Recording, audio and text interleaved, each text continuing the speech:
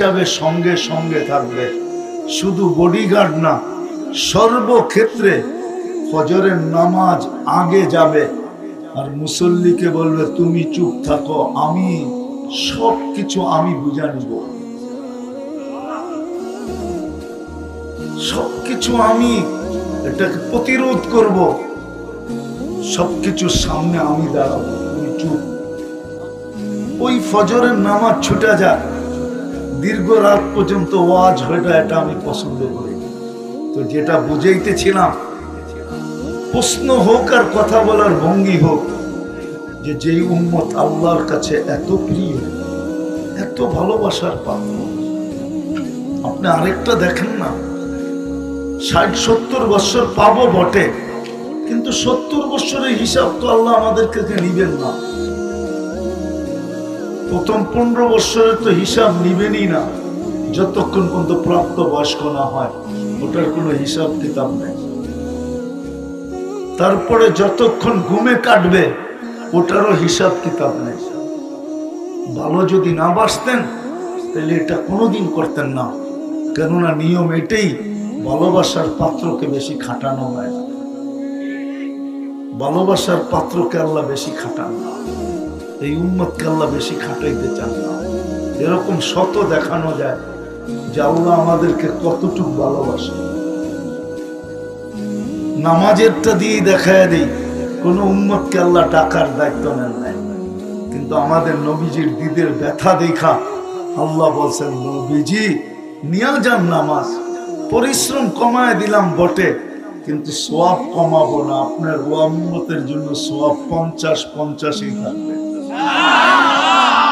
বরং যদি আমি 50 বলি এটাও ভুল হবে, বলছে আরো বাড়ায়া দিব। বলছে কতটুক বাড়াবেন? জামাতের সাথে পড়লে 27 গুণ বাড়ায়া দিব, মানে এক ওয়াক্ত পড়বে 270 ওয়াক্তের সওয়াব পাবে। ভালোবাসা না হইলে এত বাড়াইলেন কেন? আরেকটা দেখাই, ভালোবাসা যদি না হইতো তাহলে নিজে দায়িত্ব নিলেন কেন?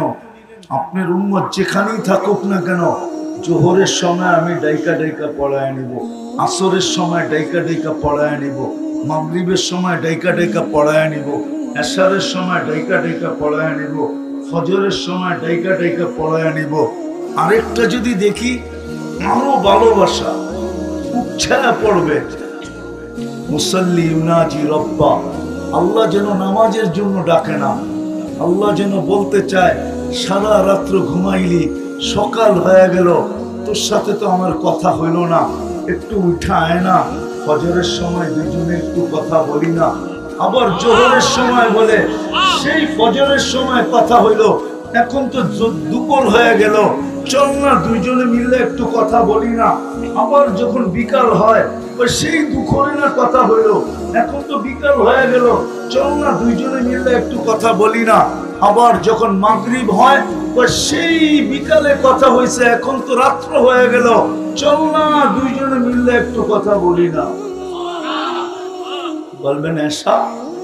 আল্লাহ তো এশারটা এইভাবে বুঝায় যে একটু পরে তুই ঘুমায় যাবি, সকালে উঠবি কি উঠবি না তুই জানিস না, চল না শেষমেশ দুইজনে একটু কথা কয়ে ঘুমাই না। এই জন্য মনে হয় এশারের সময়টা। কতটুক ভালোবাসা হইলে এরকম হইতে পারে? আজকে ওই উম্মত নির্যাতিত কেন? কেন ওই উম্মত পেরেশান? মুসলমানের মতো তো পাগলের মতো কেউ ছুটাছুটি করে না।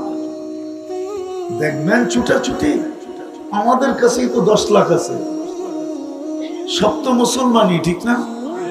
কি রোহিঙ্গা মুসলমান না? হ্যাঁ না, মুসলমান না? 10 লাখ তো আমাদের কাছেই ছুটে আসছে, ঠিক না? বাকি দুনিয়া দেখেন না, 12 লাখ আমাদের কাছেই তো ছুটে আসছে, ঠিক না? এত ছুটাছুটি কেন, এত পেরেশান কেন? শুধু কারণ একটাই, আর কিছু না। আজকে আমরা উম্মত হইয়া নবীজির ইজ্জত রাখি, লাজ রাখি। নবীজির ইজ্জত যদি রাখতাম, তাহলে এই সমাজের যুবক কোনোদিন নেট দেখা চুল কাটত। যারা দাঁড়ায় আছে 99% নেট দেখা চুল কাটে, নেটের ডিজাইন দেখা চুল কাটে। 100 টাকার চুল 500 টাকা দিয়া কাটে। কিন্তু নবীর ইজ্জত যদি রাখতো তাইলে 100 টাকার চুল 100 টাকা দিয়া কাটতো, 300 টাকা বন্ধুদেরকে নিয়ে মিষ্টি খাইতো, আর 100 টাকা দিয়ে একটা মালা পরা রাস্তা দিয়ে হাঁটতে হাঁটতে আসতো।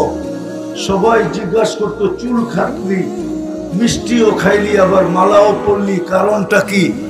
বলতো কেন করবো না, খাবো না, কালকে নবীজির সাথে যখন দেখা হবে তখন সর্বপ্রথম তো 1 হাত না 2 হাত পাতবো, আপনার আদর্শে ইজ্জত রেখা চুল কাটছি, কি দিবেন না?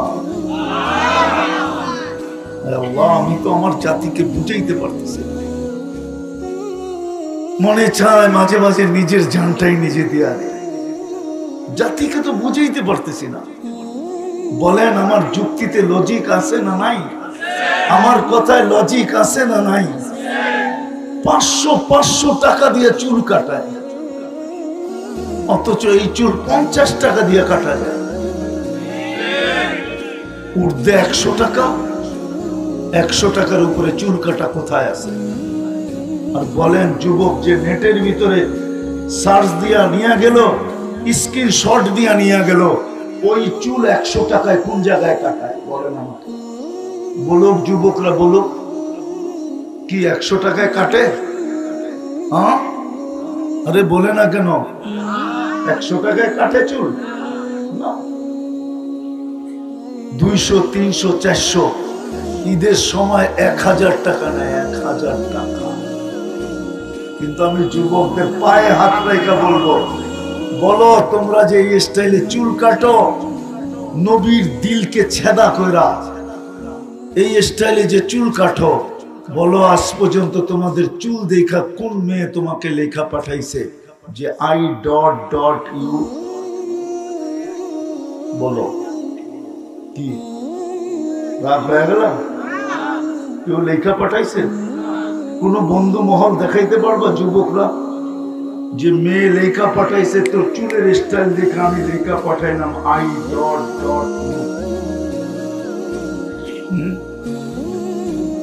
যদি কেউ না লেখা থাকে তো তুমি স্টাইলে চুল কাটো কেন? তোমাকে যদি কেউ I.U লেখা থাকে তাইলে তোমার যৌবন দেখা লেখছে, চুল দেখা। তোমার চুল দেখা না, বরং অনেকজনে কইছেও, অনেকজনে বলতেও পারে যে টিমিনকারীর বক্স রাইখা চুল কাটলি করতে, ঠিক না? কিছু চুল তো এরকমও দেখা যায়, মনে হয় বাটি একটা রাইখা চতুর্দিক দিয়ে কাইটা ছেড়ে দিয়েছে। রাগ হলো না, তোমাদের পায়ে হাত রাখি। আজকে আমরা নির্যাতিত শুধু নবীর মুহাম্মদুর রাসূলুল্লাহ সাল্লাল্লাহু আলাইহি সাল্লামের সাথে আমরা মুখলেস না, নিবেদিত না। আমরা ওনার ইজ্জত রাখি, আদর্শকে উড়াইয়া দিছি, বিজাতির আদর্শে আদর্শবান হইছি। এই কথা ভাবতে ভাবতে যে মনে হয় ওদের আদর্শে আদর্শবান হইলে আমাদেরকে বাড়িতে আইসা টোকায় টোকায় বিষা দিয়া দিয়া নিয়ে যাবে। যদি এটাই হইতো তাহলে আমাজনের জঙ্গল দিয়া কেন 30 লাখ টাকা দিয়ে আমেরিকায় ঢুকতে হতো? আমি তো একজন চিনি না, 100 জন চিনি, 100 জনের উপরে চিনি আমেরিকাতে, যারা 30 লাখ দিয়ে আমাজনের জঙ্গল দিয়া ঢুকছে, জঙ্গল দিয়া। এখনো তো একা বৈশা মাঝে মাঝে ভাবলে আমার ভিতর থেকে চোখের থেকে পানি আসে, পানি।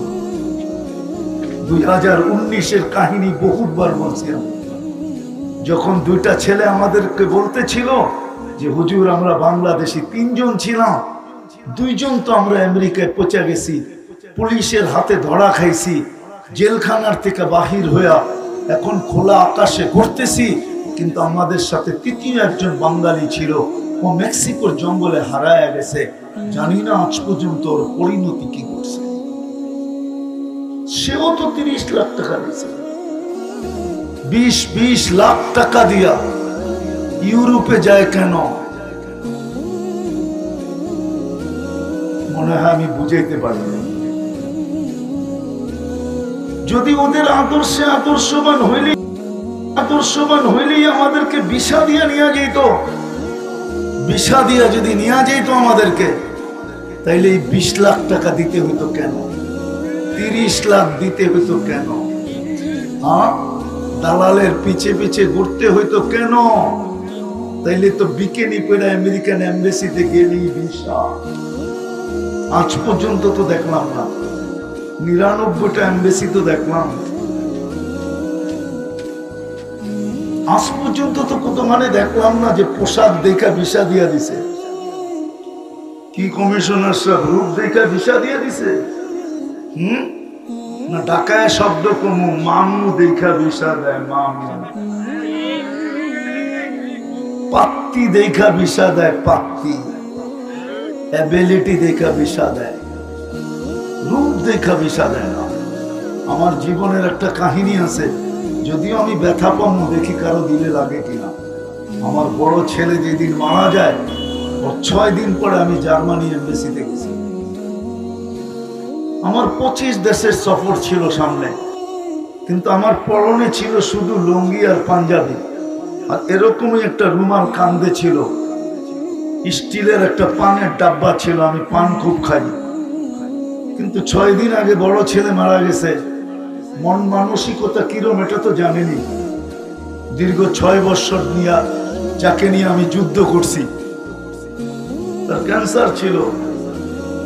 আমি যখন এমবেসিতে ঢুকতেছি, আমার ইন্টারভিউ ছিল, আমি দুইখা আমার চক্ষু দাদা লেগে গেছে যে হ্যাঁ, যারা আসছে নারী পুরুষ কারো বুঝার চিহ্ন নাই যে এরা বাঙালি। সব এমন সাজা সাজছে, মনে হয় যে মাত্র ইউরোপ থেকে নাইমা এই কামরায় ঢুকছে। আমাকে ডাকছে, আমি গেছি, আমাকে জিজ্ঞাসা করতেছিল কি করো, বললাম তো অনেকগুলা গয়না পড়া ছিল। তখন আমার গয়নাগুলা কালো হলো কেন? আমি বললাম তুমি পারফিউম খুব ব্যবহার করো। বলছে হ। এগুলা পরিষ্কার করব কিভাবে? আমি বললাম যে চলো কারখানায় পরিষ্কার করে দিব। বলছে তুমি ঘরোয়া পদ্ধতি বলো।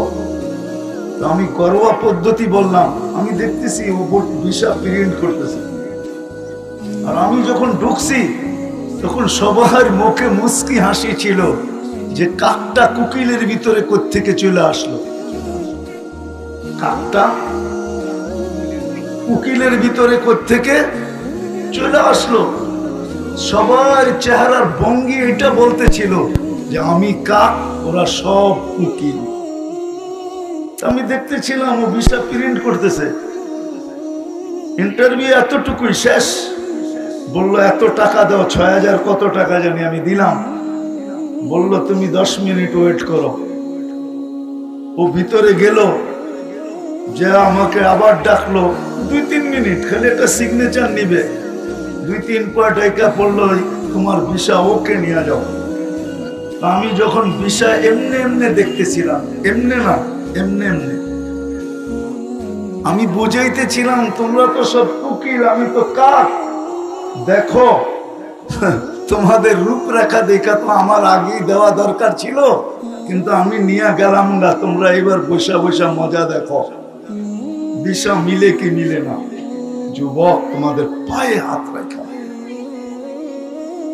যতই নবীর আদর্শ ছাড়ো না কেন, মুসলমান আজকে নবীর আদর্শ যতই ছাড়ুক না কেন, আর ওদের রঙে যতই রঙিন হোক না কেন, ওরা কোনদিন তোমাকে বাড়িতে এসে ভিসা দিয়ে নিয়ে যাবে না, কোনদিন তোমাকে আপন মনে করবে না। লেখা রাখো আমার কথা। এটা নারায়ণগঞ্জ, নাম কোথাও বলি না, এখানেও বলবো না।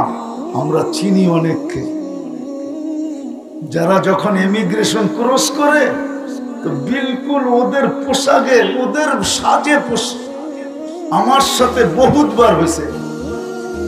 সবচেয়ে মজার দিন ছিল একদিন, নাম বলবো না, মজার দিন ছিল, আমার পিছিয়ে ছিল ইমিগ্রেশনে, আমার পাসপোর্টটা নিচে পাঞ্চ করছে আর চেহারাটা দেখছে আর বলছে ইউ আর গো, তুই যা। কিন্তু আমার পিছে যারে যে ছিল সে 100% ওদের সাজে সজ্জিত ছিল। পাসপোর্টটা পাঞ্চ করছে, চেহারাটা দেখে বলছে ইউ সিট ডাউন প্লিজ, তুই ব। 6 ঘন্টা বয়া রাখছে, 6 ঘন্টা।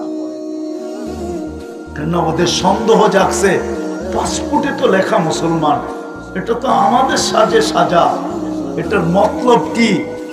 কোনো মতলব আছে কিনা, কোনো খারাপ নিয়ত আছে কিনা, আগে ওকে ভালো করে দেখা নেই। 6 ঘন্টা পরে ছাড়ছে, 6 ঘন্টা। আমাদেরকে তো আজ পর্যন্ত 2 মিনিট দাঁড় করে নাই। কেন? পাসপোর্টে যা লেখা আছে চেহারায় ওটাই আছে, ঠিক না? কি কন? ওটাই তো আছে, ঠিক না? আমরা ওদের রঙে যতই রঙিন হই না কেন, এই জন্য আজকে আমরা অসুখী আর নির্যাতনের শিকার শুধু এই জন্য যে আমরা নবীজির ইজ্জত রাখি, নবীর আদর্শের ইজ্জত রাখি। যদিও নবীজি কাঁদতে কাঁদতে গেছেন, দুনিয়ায় একদিনও চোখের পানি আমাদের জন্য শুকায় নাই।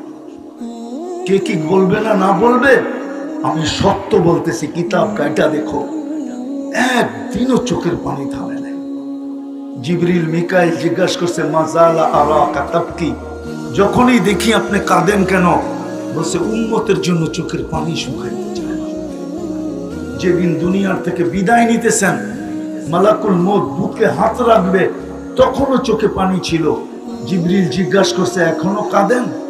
আল্লাহর সান্নিধ্যে চলে যাবেন, আল্লাহ আপনার জন্য অপেক্ষমান। আল্লাহু ইয়ান্তাযিরুকা, উর্দু জগতে খুশির বন্যা চলতেছে। হাবিব ইয়াসিরুল হাবিব, বন্ধু বন্ধুর কাছে চিরদিনের জন্য চলে আসবে। আপনি কেন এখনো চোখে পানি? তো বলছে উম্মতের জন্য চোখে পানি। আমার উম্মতকে কে দেই খারাপ? আবুল্লাহ সমরকান্দি রহমতুল্লাহ আলাইহি লেখছেন, এখনো কবরে আল্লাহর রাসূল কাঁদতেছে, ওলামা দেখে এখনো চোখের পানি ঝরাইতেছে।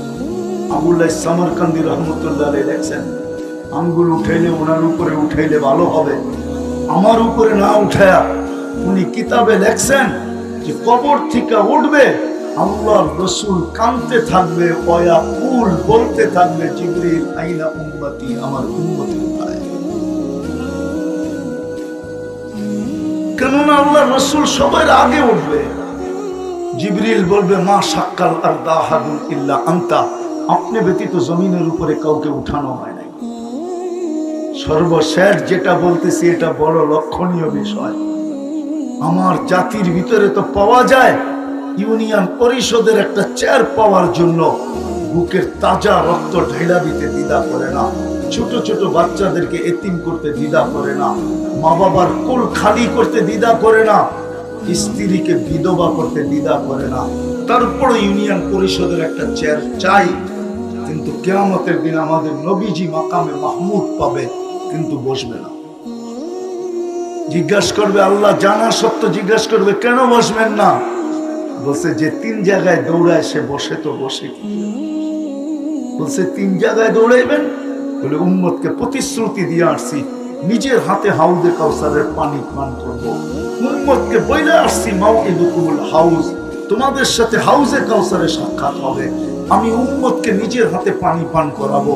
ওইখান থেকে মিজানের কাছে ছুটে যাব, যদি পাল্লা সামনে না ঝুঁকে আপনি আমাকে প্রতিশ্রুতি দিচ্ছেন সালতুতা, আমি চাইলে নাকি দিবেন, সুপারিশ করলে নাকি মঞ্জুর করবেন, আপনি আমাকে প্রতিশ্রুতি দিচ্ছেন লা ইউকসিকা ফি উম্মতি, আপনার উম্মতের জন্য আমি আপনাকে লজ্জিত করব না। আপনি দুনিয়ায় থাকতে বলছেন সাওফা ইউতিকা রাব্বুকা ফাতারদা, আপনি আমাকে রাজি করে ছাড়বেন, আমি প্রতিশ্রুতিগুলা কাজে লাগাবো। ওইখান থেকে আমি পুলসিরাতের পাড়ে ছুটবো, যদি উম্মত পার হইতে না পারে তো গরুদের গাঠি মাথায় দিয়া পার করায়।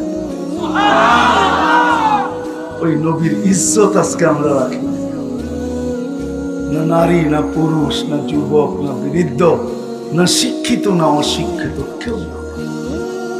এই জন্য আসেন আমরা আজকে নির্যাতিতের জন্য বাকিগুলা বলার সময় হলো না, আবার কখনো সময় হলে বলবো। বাকিগুলা দেখানোর সময় হলো না, এই জন্যই আমরা নির্যাতিত। নাইলে আমরা নির্যাতিত হওয়ার কথা ছিল। এরকম অঙ্গীকার তো আমাদের সাথে ছিল না, এরকম অঙ্গীকার তো আমাদের সাথে ছিল না। আমাদের সাথে তো অঙ্গীকার ছিল উলাইকা লাহুমুল আমান, তোমাদেরকে আমরা নিরাপত্তার চাদরের ভিতরে প্যাকেট করে রাখবো। আমাদের সাথে তো অঙ্গীকার ছিল হায়াতান তাইয়্যিবা, তোমাদেরকে সুখের জীবন দিব, সুখের।